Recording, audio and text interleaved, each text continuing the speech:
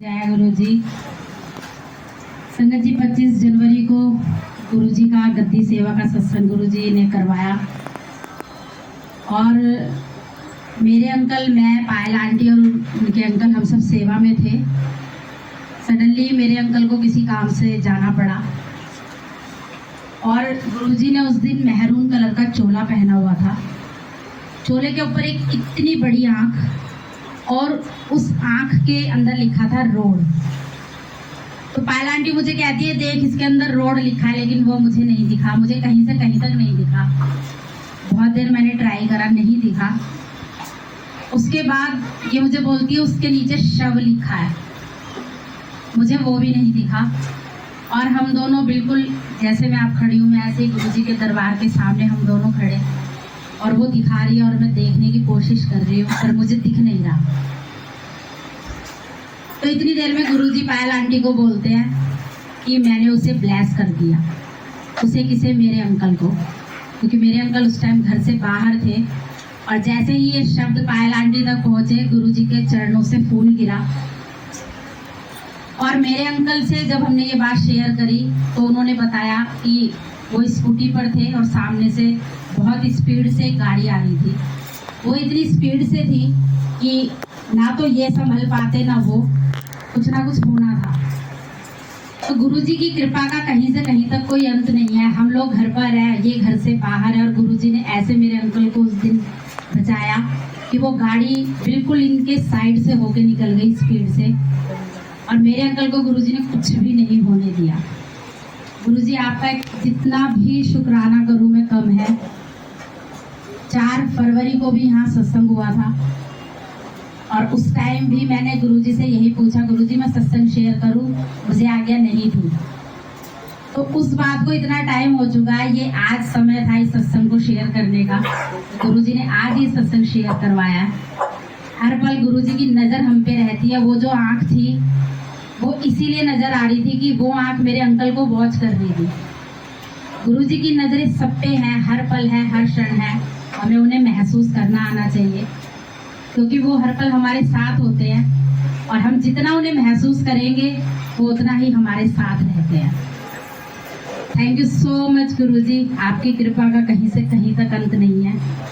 सब कुछ देते हो, किसी चीज़ की कमी नहीं रहने देते गुरुजी महाराज। जो मन में आता है वो गुरुजी झट से पूरा कर देते हैं, ये उनकी कृपा है। ये गुरुजी की ऐसी ब्लेसिंग है जिसका कहीं से कहीं तो कोई अंत नहीं है। तो संगत जी गुरुजी महाराज पर विश्वास कीजिए, उन्हें आपका प्यार और आपका विश्वास चाहिए। गुरुजी हमसे क्या चाहते हैं? वो भगवान है, वो हमें सिर्फ देते हैं। खाली झोली लेकर बड़े मंदिर जाते हैं और वो भर के भेजते हैं। बात सिर्फ यही है, महसूस करने की। थैंक यू गुरुजी, शुक्राना शुक्राना शुक्राना। जो दिया उसका शुक्राना गुरुजी महाराज, जो नहीं दिया उसका भी शुक्राना गुरुजी। जय गुरुजी, शुक्राना गुरुजी, लव यू गुरुजी। मैंने 2-3 सत्संग पहले गुरुजी से आज्ञा के लिए कहा था कि गुरुजी आज्ञा जब देंगे तब मैं ये सत्संग शेयर करूँगी। ये बात लास्ट ईयर की है और आज इस वीक की, तो एक पूरा सत्संग है ये। मैं पंजाब में थी, मोहाली में। वहाँ पर मेरी एक राइट आँख, मेरी इसीलिए आँख की रोशनी चली गई और डॉक्टर ने ये बताया कि रेटिना डिटैचमेंट है। और जब ये रोशनी गई तो मैं बहुत परेशान हो गई। ऑब्वियसली मेरा एक एथिक्स का फील्ड है। मैंने गुरुजी से पूछा, मैंने कहा गुरुजी मैं तो पढ़ाती हूँ, पेंटिंग बनाती हूँ, तो मेरा तो काम कैसे चलेगा, रोशनी नहीं होगी आँख की। तो बोले कहा कोई बात नहीं, आ जाएगी। तो मैं डॉक्टर के पास गई, डॉक्टर ने स्टेटमेंट्स बता दी, काफ़ी दवाइयाँ बता दी। तो मैंने होम्योपैथी के लिए एक और डॉक्टर है, उनको कंसल्ट किया, तो उनकी दवाई मेरी अभी भी चल रही है और मैं मेरी 98% 99% रोशनी आँख की वापस आ गई है।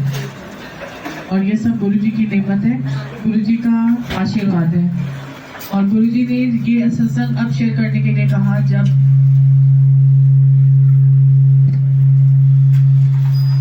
मैंने डॉक्टर से यहाँ पर ग्रेटर नोएडा में डॉक्टर से चेकअप कराया आँख का।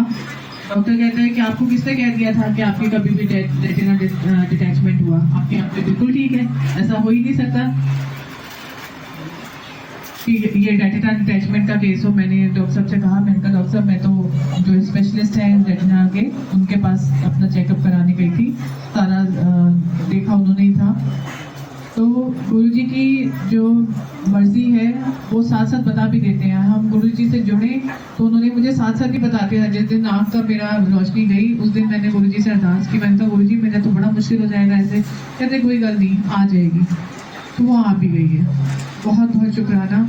और उसका भी एक सत्संग है पूरा, जो जब उसकी आज्ञा होगी तब मैं वो रहूंगी कि आँख की रोशनी गई क्यों और आ गई वो। गुरुजी का बहुत बहुत शुक्राना है। शुक्राना गुरुजी, हर समय साथ में रहती हैं और बातें करती हैं। मर्जी होती है गुरुजी से हम जितना जुड़ते हैं, जिस तरह से हम आपस में बात करते हैं इस तरह से गुरुजी भी बात करते हैं। टेलीपैथी कहते हैं उसे। टेलीपैथी के अलग अलग मतलब है एग्जैक्टली तो मुझे नहीं पता। जो मेरे साथ है मैं गुरुजी से, गुरुजी अपने आप बात करते हैं, आपके क्वेश्चंस के आंसर देते हैं। बहुत प्रैक्टिकल गुरु हैं। प्रैक्टिकली आपके, मेरे तो पूरे प्रैक्टिकली उन्होंने क्वेश्चंस के अपने जो मेरी क्वेरीज थी उन्होंने बहुत अच्छे से बहुत क्लियर करके मुझे बताई। और ये भी बताया कि मेरी आँख की रोशनी क्यों गई थी। वो जब आज्ञा होगी वो तब मैं अपना सत्संग शेयर करूँगी। शुक्राना गुरुजी, शुक्राना। पूरी संगत को जय गुरु जी। सबसे पहले तो गुरु जी का मुझे यहाँ पे बुलाने का बहुत बहुत शुक्राना। मैं पिछले 2 महीने से सत्संग अटेंड नहीं कर पा रही थी। लास्ट सत्संग मैंने पायल आंटी के यहाँ दिसंबर में अटेंड किया था। उसके बाद जनवरी का सत्संग आया तो मैं बीमार हो गई। जनवरी के मंथ में सुपरटेक में बहुत सारे सत्संग हुए लेकिन मैं किसी में नहीं जा पाई। उसके बाद कुछ ऐसा हुआ कि मुझे ज़्यादा दिक्कत होने लगी। मुझे गॉल ब्लैडर स्टोन था, तो वो पिछले 6 साल से चलता आ रहा था, मुझे पता था। लेकिन इतनी ज़्यादा परेशानियां बढ़ गई तो फिर मैंने सोचा कि हाँ मैं अब इसको ऑपरेट करा दूंगी।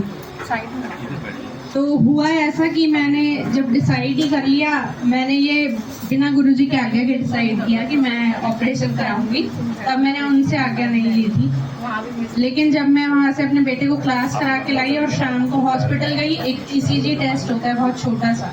तो जैसे ही ECG टेस्ट हुआ तो मेरे नर्व्स में थोड़ा सा श्रिंक आया कि नर्व्स थोड़ी श्रिंक हो रखी है, बट बहुत क्रिटिकल नहीं है ऐसा कुछ। तो मुझे लगा कि इतनी एज में मतलब अभी से नर्व श्रिंक हो गई तो कैसे होगा।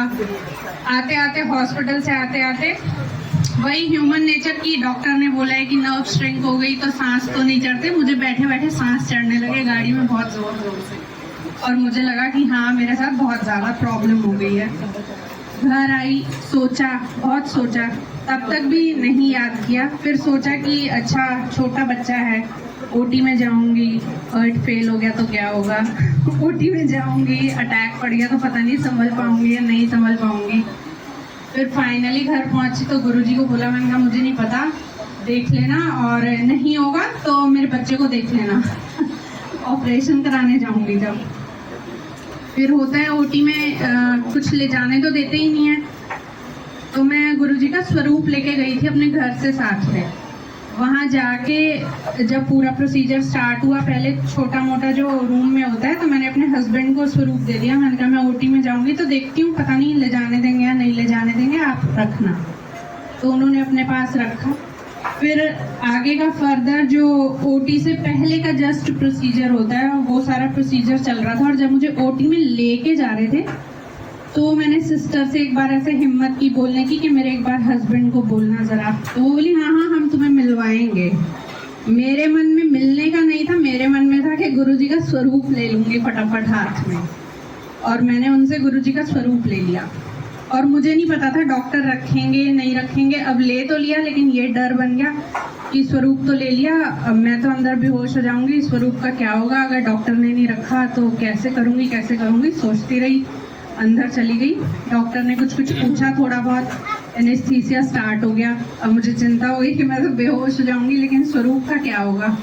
फिर मैंने फटाफट वहाँ एक जो ऑपरेट कर रहे थे, ECG वगैरह मशीन लगा रहे थे, मैंने उनको बोला, मैंने कहा मैं ना ये गुरुजी का स्वरूप लाई हूँ और ये डॉक्टर को दे दो। डॉक्टर वहीं खड़े हुए थे। तो वो बोले अच्छा ठीक है, उन्होंने लेके पॉकेट में रख लिया।